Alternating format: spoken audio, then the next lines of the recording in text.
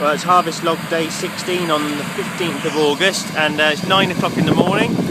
Been harvesting for about an hour or so now, just pushing on, trying to get as much done before this horrible wet, windy weather arrives on us. And I think we've probably got till about lunchtime with any luck. Although having said that, I've just felt a spot on my neck now, so we'll just have to see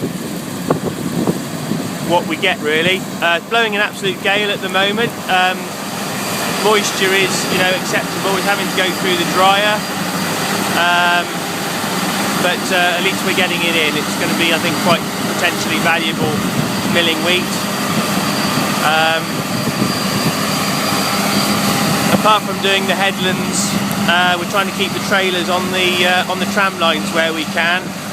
You can just see the marks that they're leaving, and it's the ground is really wet. It's kind of turning sort of plasticine-ish, where anything's sort of driven on it really, which is going to cause cultivations a few issues later on. So we've still got plenty to go at. We're not quite halfway, we're almost halfway through harvest.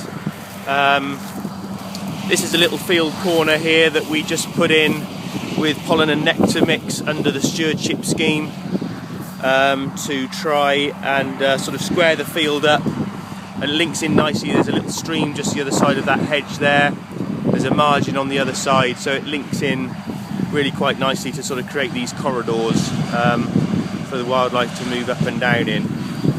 We've planted it last autumn, and we topped it I think once or twice last autumn, and then we've topped it a couple of times to get rid of some black grass and a few thistles and some rape. But there's a bit of black grass that's still just sort of hovering around in here at the moment. Not a lot. We'll actually come and silage this sort of in another month's time or something like that, when the pollen and nectar is finished with its job, and we'll be able to feed it to the sheep.